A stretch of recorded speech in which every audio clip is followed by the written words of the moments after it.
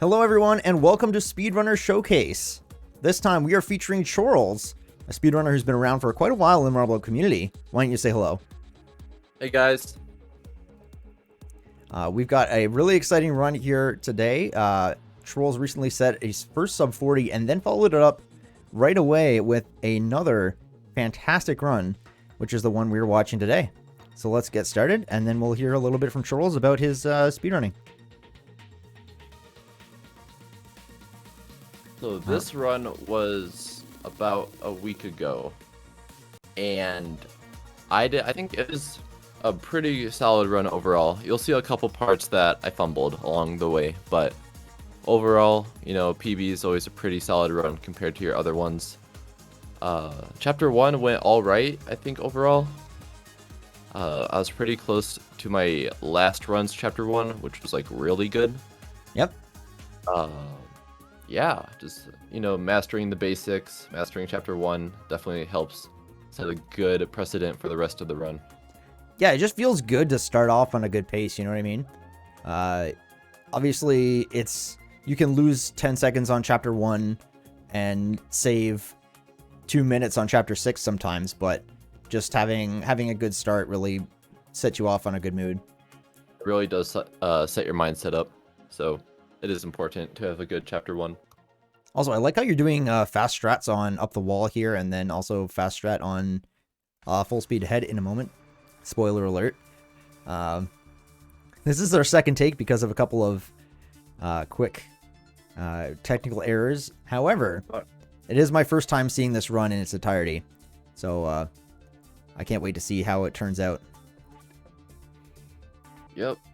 Stay Frosty. I still gotta learn the full skip, like especially at the end, but I still got a good time on Stay Frosty, and Chapter 1 overall went pretty smooth, so after this I was in a pretty good mindset. I like that technique though. Sets you off in the right direction, just rolling directly into the rock without using any jumps. Looks like it's fairly forgiving. Yeah, it's not as fast as like the normal one, but it's better than like the normal route.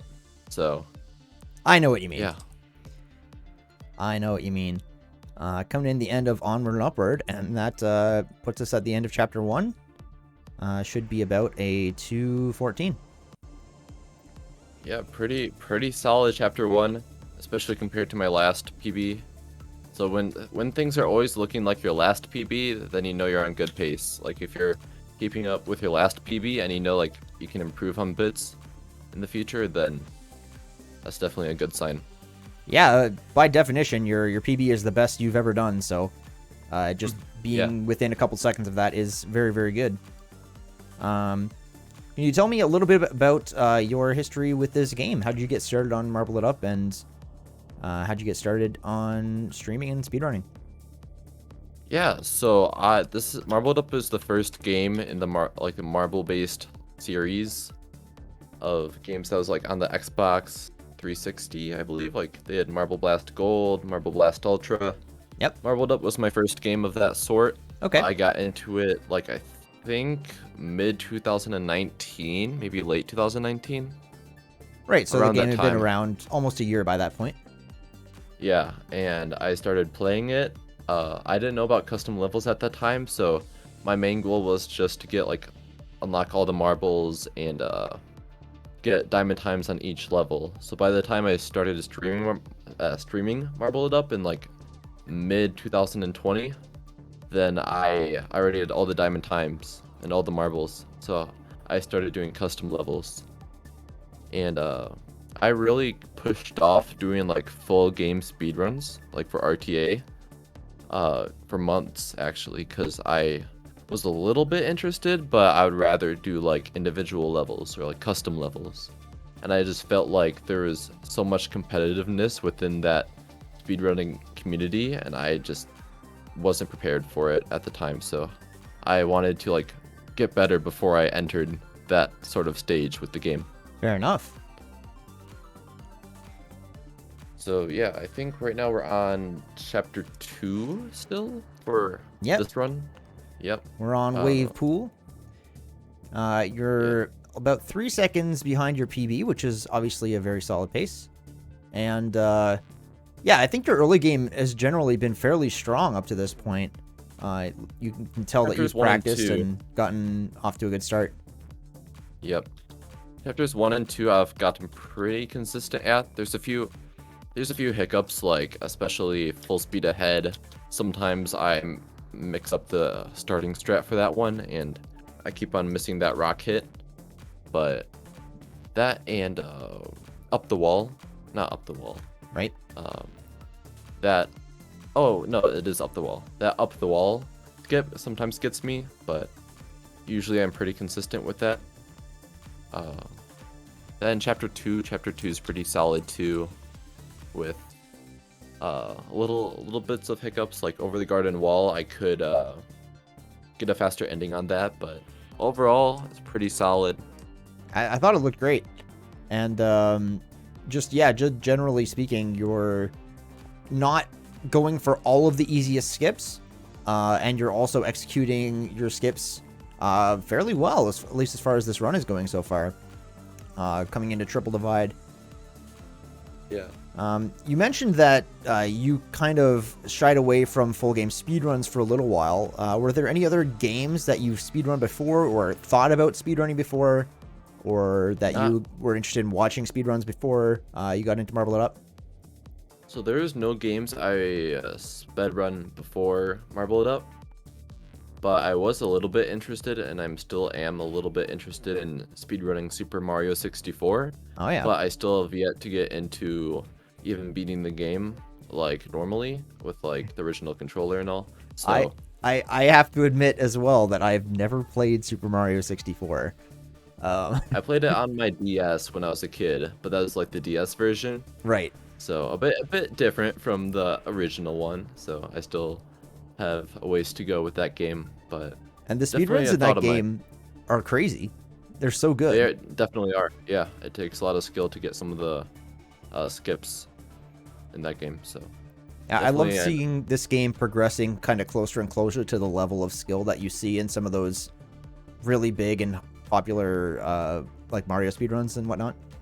Sure, I mean skips like staying alive are definitely like really like that. Coggers, those are like some of the more flashier skips that like, especially during video games done quick, a lot of people are like, oh, that's super cool, you know. So I think there are a bunch of skips like that in Marble It Up. Yeah, you can draw some comparisons, right? Like you know, Staying Alive could be compared maybe to something like Pillarless, or you know, there's all kinds of really difficult but really hype-inducing strats that not only are the like top 1 or 2 runners doing, but now runners such as yourself and others of us who are in the top kind of 15 sub 40 range are pulling off almost consistently sometimes. Sure, yeah. And so on this elevator action, I didn't get it first try, which is understandable, but I do wish to get a little bit more consistent on that level. Just like that first curve jump. Yep. It's kind of hard to pull off sometimes. That, and I still don't know the like super fast speedball route, because it requires a really heavy setup, and I'm just used to doing it my way. Right. So. Well, I think elevator action is the hardest trick that was intended in this game. Oh, it was intended? Oh yeah, absolutely. It does make sense with how the gems are set up. Yeah, otherwise the quarter pipes wouldn't really have any purpose, you know what I mean? You're right. I mean, the start of the level, the ramps go down, so they might help a little bit. But yeah, you're right. Like, because the quarter pipes like extend far into the level, so you're probably right that it was intended. Yeah, for sure. Even the developers were trying it out before launch. Although I know at least one developer wasn't able to land it. I did not know that. A very solid River Vantage skip here. Definitely not intended, that one. Yeah, River Vantage has come a long ways in terms of like skips. At least for my experience, because there's like you do the normal way, you could do the setup way, and then you could do the fastest way, like the edge hit way. So a lot of different routes for that level. A little bit of a time loss here on Off Kilter, but you had the presence of mind not to restart and just kind of finish out the level normally. Yep. Yeah, for that one, that's another level I gotta get more consistent on, because you know the gravity can mess you up sometimes, and the part where it rises, like you gotta make sure you hit those panels smooth, so you don't like get a natural bounce and like that mess up your speed. But yeah, Yes, indeed. chapter 3 was going pretty good, besides for Off Kilter up until now. But then you'll see soon that Coggers really did me a number. That's the level I definitely have to work on. Yep. And I was just in the mindset of getting that skip, so when I couldn't do it, I kept on going. I know that feeling all too well. Yeah. Coggers is difficult. Coggers is difficult. I used to think it wasn't, because I would hit it kind of consistently, but now I see how difficult it is. Yeah, even you got to practice it every day before I do a run. I have to practice Coggers. Yeah, I mean, like when I first was practicing it, it was definitely really hard, but then I got a little bit consistent, and now I don't know what happened, but I'm still not that consistent at it. I've been getting more consistent, but not that consistent. That's fine. You've made up for it in other ways with your gameplay. You know, learning new routes, new skips. Just getting better movement overall. I mean, I've been watching your run since the beginning, and honestly, you look like a completely different player than, like, in this gameplay right now, than what you were even a few months ago. For sure. Well, that just comes with me entering the RTA scene and, like, really putting my time into RTAs. Like, when I play Marbled Up, it's usually RTA practice, so. You've been doing some preparation for the Super Ball full game race, which is coming on February 12th. Very excited for it. What's that preparation kind of look like? I've been playing Marble It Up over my winter break, so my winter break ended like a week ago, but for a month I was playing it every day for almost 5 hours. Wow. Which is really crazy now that I think about it, but I just had so much free time on my hands, I decided to do that. And to, like, really try to up my skills a little bit. I mean, it shows. I think over winter break is when I got my first sub 40. I think this one was also over winter break, if I'm not mistaken. But yeah. Yeah, it was just a little over a week ago. It's the 29th now as we're recording this of January 2022. And yep. There we go, finally getting our Coggers up here. And you know what? Everybody knows that feeling of kind of getting stuck in a rut of a single skip and doing it over and over again, even when you know it would have been faster just to not do the skip. It's still just, you really want to land it, and I get it. Just want that satisfaction, yeah. Absolutely. Yeah, very, very seldom will I finish a run if I'm not able to get Coggers, even if it takes a few tries in order to get there. Right. But starting in chapter 3 now at 12 minutes and 17 seconds. Yeah, that is also the mindset of, like, sometimes I'll fall into this mindset where it's like, I got the skip last run, so I need to get it this run, you know? Yep. Which is definitely a thought that'll plague me now, because I don't want to spoil too much, but I got some pretty good skips on this run. I'm excited to see them. And now, if I ever want to compete with that, I have to realize I have to, like, really try to grind out this, like, really good run. Because if I miss, like, some big skips, like, if I mess up that Coggers, like, more, I know it'll be harder and harder to get PBs. Right, so. Yeah, you're really hoping to be in the green in any future PBs after chapter 3. Yeah. That and Braid is also a level that kind of haunts me. I think I did good this time, but there's on occasion I'll mess up that, like, startup for the rocket, and then I still haven't figured out a backup, which is not a good thing. I've been lazy on doing that, so. Right. Yeah, my backup for if I do go for that route is to just fall out to the checkpoint and then do the rock super speed strat if I miss it initially. Closest thing I have to a backup, at least. Right. Yeah, I still gotta work on that level a bit, but Sunspire I've gotten better at. from starting out, so that's a good skip. I learned how to do. Yeah, you got a nice cycle there at the beginning of Sunspire, and chapter 4, maybe not quite as exciting as chapter 3, but even so, gives a little more time to look at your movement and analyzing, your spin control and everything, which has improved considerably. Just the lines you're taking toward these gems and picking up these power-ups. I don't know if anyone's figured this out, but I actually have a setup for this skip, like this part of this skip. So I jump like on the line right here. I jump right there, and so I can hit that bumper nicely, and then I just super speed. That is so cool. I don't think anybody is using that particular route in RTA except for you. That's what I'm saying. Like I come up with some of my unique RTA routes that produce pretty good times, so I'm a little proud of that. Now for Retrograde Rally, I tried it, but I missed, I believe. No, I didn't try it at all. I decided to not do the skip. Oh yeah, foregoing the faster version of the skip, but it looks like you're setting up this easy skip. Yep. And you know what? Easy skip still saves a decent amount of time, actually. Easy skip is good skip. It is. It is good skip. It is pretty good skip. But yeah, Retrograde Rally, a pretty solid time, I believe. I see you got a couple of gold splits on both Sunspire and Epoch, or Epoch, as people pronounce it differently. I pronounce a lot of levels differently, so. What's your sum of best times for all your gold splits in this game? I have not calculated that, actually. Oh, okay. Which is, I have not heard. Well, I think I've heard of people doing that. I have never done that myself. Okay. Which is, I don't know if I want to leave it like that, but for now I'm not calculating my overall times. But yeah, maybe it's not necessarily always going to be helpful.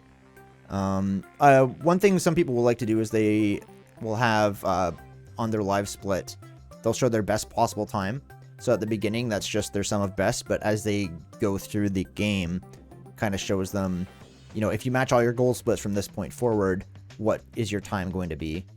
And I find that helpful personally, but I can also understand why you just want to focus on the run right in front of you. Kind of like the ignorance is bliss scenario where it's like, do you really want to know your best times? And then like once that sometimes if runs don't make it past chapter 5, you'll never practice chapter 6 RTA with that pressure. Right. If every time you go into chapter 6 it's not your PB time. So it depends really, but I've always I've just never had it open on my live splits. Fair enough. Now with Dire Straits here, I still got to figure out a pretty solid route for it, which I can pull off on occasion, but I'm still not the best with.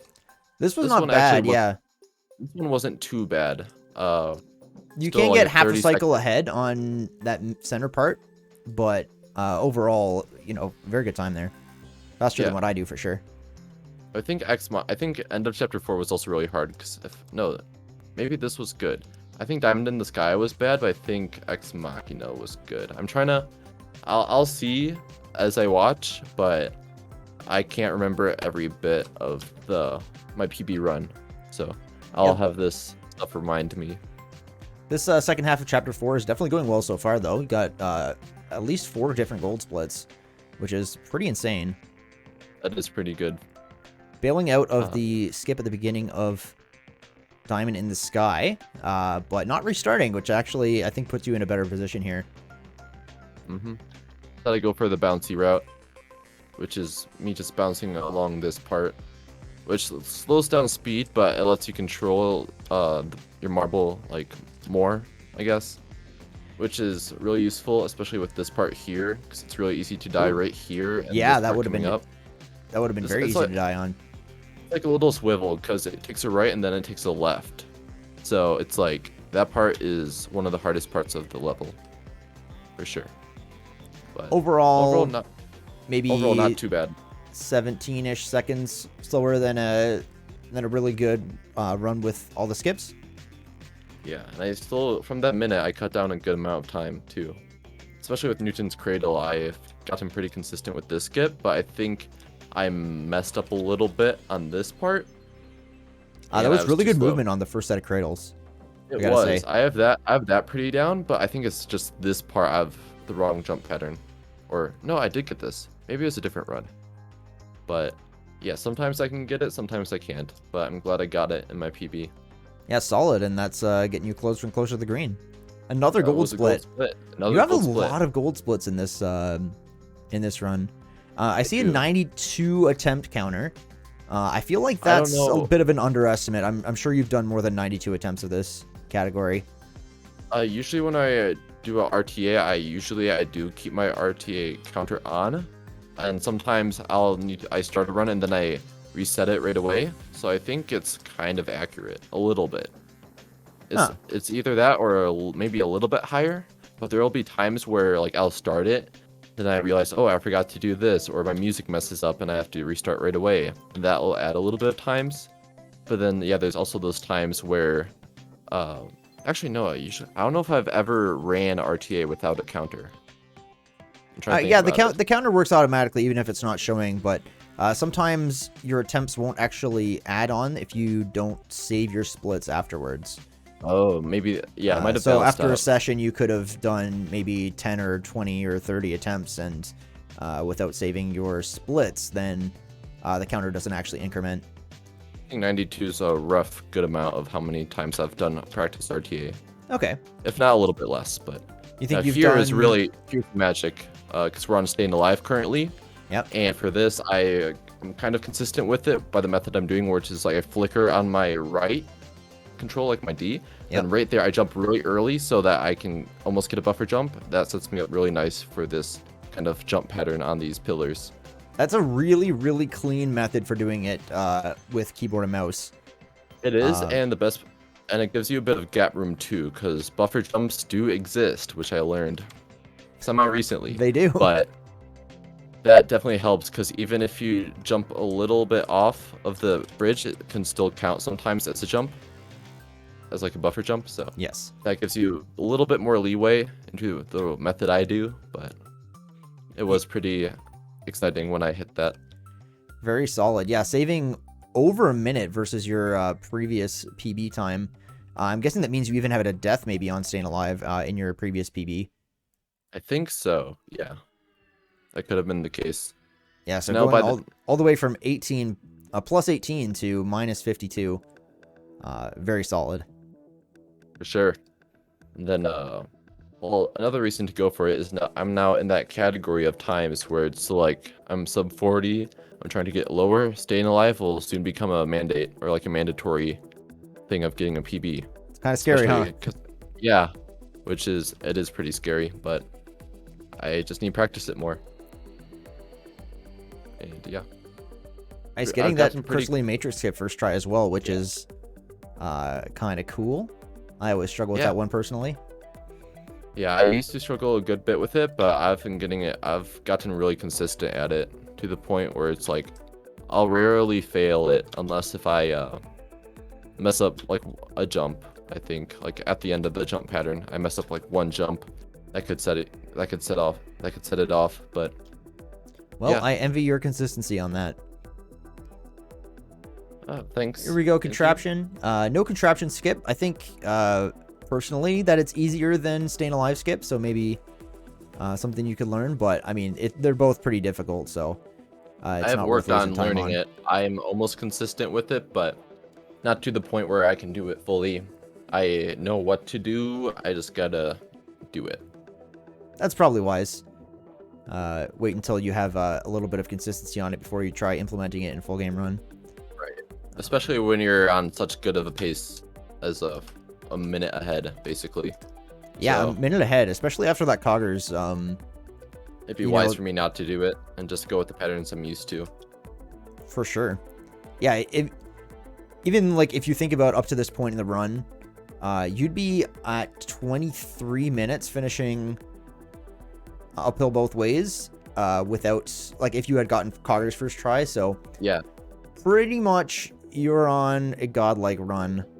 Other than that one little hiccup there. One level. Yeah, it's crazy how much you can lose on one level. I know member of the Marbled Up community was talking about how it sucks to lose a minute in 2 levels, and it is possible to also do it in 1 level. Like, you can lose time Sure. on any level. It's just about like finding out, like, okay, if you find yourself in that pattern early, what can you do to like circumvent it? Like, go around that problem. Like, if you catch yourself in trying a skip multiple times that you keep on failing, you gotta figure out, okay, that skip isn't working. Now what do I do? Which is a really big part of speedrunning. It's like not thought about too much, but there's a lot of people focus on the skill you need for a good run. But a lot of it is the improv. When your skill doesn't lift you up, it's your improv of like how you react to missing that skip that will carry you. We talk about the mental game of Marble It Up quite a lot, and I guess it's maybe not specific to Marble It Up, but speedrunning in general. Keeping your wits about you in those situations when you have to back things up or things go wrong in the middle of a run, and just kind of keeping your emotions in check. Right.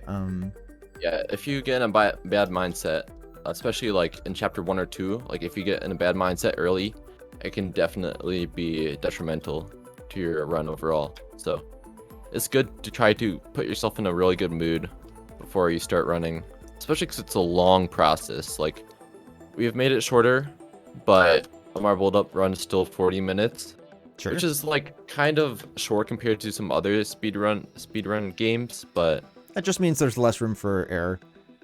yeah. Yeah. Want to quickly comment on your flip the table. As we were going through there, I noticed definitely signature Chorlz route that not very many other players are using, or any that I know of. Yep. And then also Vertigo was fairly solid, except for a quick death at the beginning, but otherwise very impressive movement on Vertigo. And the standards for Vertigo has gotten really, really high. Right. Vertigo is the one level that always makes my hands shake. Even more than what's the second to last level on chapter 6? Tangle. Tangle, yeah, even more than Tangle. That level Vertigo will like make my hands shake because it's like a tightrope level. It's really easy to get knocked off, like if you mess up a bumper time, or not bumper, spiral bumper timing. But yeah, 51 seconds ahead into chapter 6. It's really good. So how are you feeling at this point in the run? I don't know what to expect, because after chapter 3 I was a minute behind, and now going into chapter 6 I'm a minute ahead, which is pretty impressive. That that amount of like time shifted. Yeah, this was really okay. That was really cool. Was really scuffed. Normal Trolls activities. Yeah, but, I always have like that's the improv though. You gotta it's really hard to do, but sometimes you have to like try weird things to like just stay alive. Right. But yeah. Yeah, so I learned this skip recently, which is nice. I don't know if I got it first try here, but yeah, you should be able to make this. There you go. The crazy part is that that's not even the fastest route, because you can like go on the right side of that rock and not even have to bounce on any. But I haven't gotten that good at it yet, and I learned this part too, like that. And in the grand scheme, 2.5 seconds is not going to lose you a PB, at least at this point. At this point, yeah. Yeah, Platinum Playground. I think I did. That was close. Oh, yeah. Yeah, those gems are my favorite. No, but anyways. I've really struggled finding a consistent way to do what you were just trying to do. Yeah, but it does look very cool. That route usually works for me. Doing that little jump onto that rock right there usually works. I just overshot it a little bit. I think I did get a lot of gold splits in chapter 6. I don't know if that's right or not. Yeah, but I kept on messing my gems up in Platinum Playground. Still, I love the creativity of your routing on all these gem levels, especially. Yeah, it might be a little bit modified from the individual level routing, but because I took inspiration from that, definitely. But that's considering time travels, so I don't know how good it is. But again, when you find a route, you just master it, and then it's the easiest way to get the level done. Is that route you've practiced countless of times. Yeah, and even if sometimes it's there not might fast. be a route that could be slightly faster, but at the end of the day, you can spend your time better by practicing other routes than trying to learn something completely new that saves a really marginal amount of time. It is weird to think about, but sometimes the fastest route is not the best route, in fact of how much time you've practiced it. If you Right. have a route that like is 1 minute slower than the fastest route, but you've practiced that one for like, let's say like 50 hours, overall, and then you try to practice that new like that fastest route that saves a second, it's not going to compare because you've spent way more time in that old route. Yeah, So well, for 1 second faster, you really there's a lot of other things you can improve before you need to right. work on that kind of thing, especially if you're consistent at what you already know. That's the other part of my will of speedrunning is knowing what to practice. Because some people practice levels that save like barely any time at all, compared to other skips that they could be practicing, where it could save a whole minute if you do it right, like staying alive. That one's really hard. So I don't know about that, but And it's good that you're thinking about, how can I use my practice time the most efficiently? And that's probably one of the reasons why you've improved so quickly in such a short amount of time recently. yeah, for sure. Yeah, I definitely put a lot of practice recently to marble it up. Radius finishing up minus 110, which is a very nice Pretty time to be good. seen on there. Pretty good. I think I did gradually lose a bit of time over chapter 6, but I relatively kept it the same. I'll have to remind myself though, this part of Heads in the Clouds always gets to me, like that jumping crisscross pattern. Right. Always makes me nervous, especially at that last jump.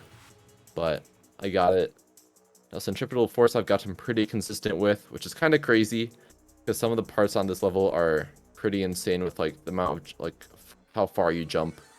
I think this part coming up is kind of crazy, but yeah. Yeah, I go there, boom. Okay, pretty Boom. good cycle. Yeah, pretty solid. It gives me like a 28 second, I think. 24, Yeah, in like fact. 20 Yeah, well that's the time travel time, but yeah. Are there any About- levels in particular in Chapter 6 that you're nervous about when you're getting into the run? This one right here. This one right here, okay. Because it's heavily determined on like how well you can do kickflips. That's the the whole level, yep. So, I'm glad I actually learned this current route while I was live streaming a couple months ago. I think Umbra. So shout out to him for teaching me this. I still can't do Ooh, it. that was I got close. really close there. That was but very close. I still have a ways to go on this level. I need like get more. Looking at it back, I need to get more to the edge. But Yeah, close to the edge, and then a yeah. really fast super jump on the right frame if you can. I feel like there's two types of like messing up the level. One was like you did it one time, but the rest you can do it pretty consistently. And then where it's like you get stuck in a pattern kind of, where you keep on doing the wrong thing over and over, and you're like, oh, you start to panic, right? The good So news it's is crazy. I each didn't of break those. down. Yeah, it's really good news is that each of those lost you a lot less time than say Coggers. So in the end, you're not going to be losing a minute here or anything quite like that. I did lose about 30 seconds though, which was pretty hard on me. Well, even more than that. So that did suck. I'll have to get more consistent on escalation. For sure. Yeah. But again, once you get a little more consistency on that, there's your 30 seconds of time save to look forward to. So even if you're 30 seconds behind going into Chapter 6, you know that you've got it there for your next run. Yeah. That is true. That's a good point. Another classic example of, a Chorlz route on these gem levels. Yeah, I know there's some other routes where like there's really tight corners with feather falls, and there's some where it's like a glitch can happen with the grinders, but I like this route just because it gives me a pretty solid time. But then I see some other routes that can save like 13 seconds, so I might be learning a new route for this level. But up until now, I like the route. Yeah, that's a good fail safe too. Yeah, having the option to just jump across if you get a little too much speed there. That actually ended up working in your favor. Level. Wait a minute. I know this level. What is this level? This is Olympus, the level I currently have a world record on. Yeah, and you do. And I've been pretty consistent throughout RTA with this level. There's a couple of times where I've hiccuped and got some hard hits. The hardest parts of Olympus are definitely like the 3/4 of the way there. I'll tell you when the hardest parts of the level come up, but so far this is pretty standard, you know, just going to the sides here to get some easy setups. Yep. Now, having the IL world record on this level is crazy impressive. Because I'm glad I've held it for so long.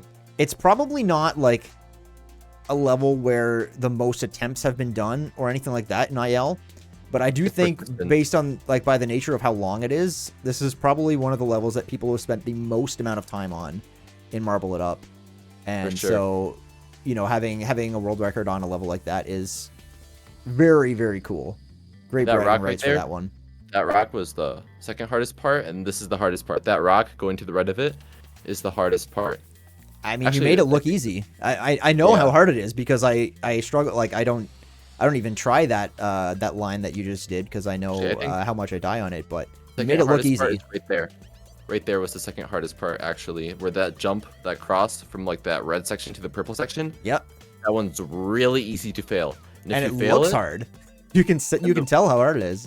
Well, the worst part is that's a jump right before a checkpoint. So when you miss it, you go back to the previous checkpoint, which is a good, like... Very punishing. A very punishing section of it. So that's actually probably the hardest part, because when you hit the rock, like, you go back a bit, but you don't lose too much compared to, like, that. So I think that might actually be the hardest part. Is this a 102? This is a really good... I think it is a 202. A 202, which is really impressive. Oh my gosh, a 202 in your full game PB. And it's not even gold. It's not even gold. Not even a gold split. I've done better, which is crazy to think about. I've gotten better than a 202.7 in my Marbled Up runs. Yeah. This was also really. This tangle was more also creative. Really more creative roading. Like, I love seeing this. You're not doing the same thing everybody else is doing. Being unique with it, yeah. And honestly, I think your route might be better, except that other people have already learned the other route. So, you know, kind of like what we were saying, you kind of stick with what they know. Stratosphere here really got me, I believe. Or maybe I did get it first try. But this part has always been the hardest part of Stratosphere for me. Getting this little skip, which some people don't do. But I usually don't talk about this, but I'm currently 4th best at this level. The 4th best at this level on the IL leaderboards. Yep. Which is a really actually old time, but I still have it. Very cool. Yeah, that first loop skip, I'd say it's kind of optional. Like, if you're ahead, you can justify not going for it if you're nervous, but if you're confident with it, then by all means. It's definitely optional if you usually do the normal route, but since I did get 4th in the world, I'm so used to like trying to get that skip. You know, that like I practiced that a lot, so I feel more confident in that than I do with the normal route. Especially because with the normal route for that bit, it's really easy to mess it up, and then you got that thing where it's like the part of the circle like moves up and then down and up. It gets really confusing. Well, but if you know what to do, you know what to do, and you don't have to worry about that. I think I might have hit part of this, like might have hit an icicle here, maybe not. No, I got it smooth. No, I got it smooth.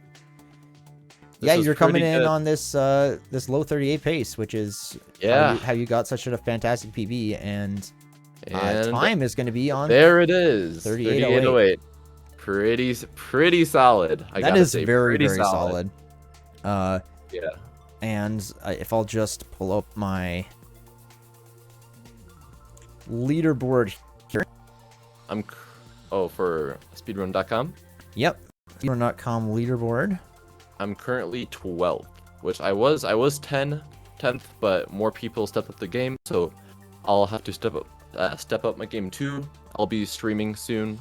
It's more Marbled Up RTAs. I just got back to college though, so I'm still setting up all my stuff. But yeah, I am currently 12th.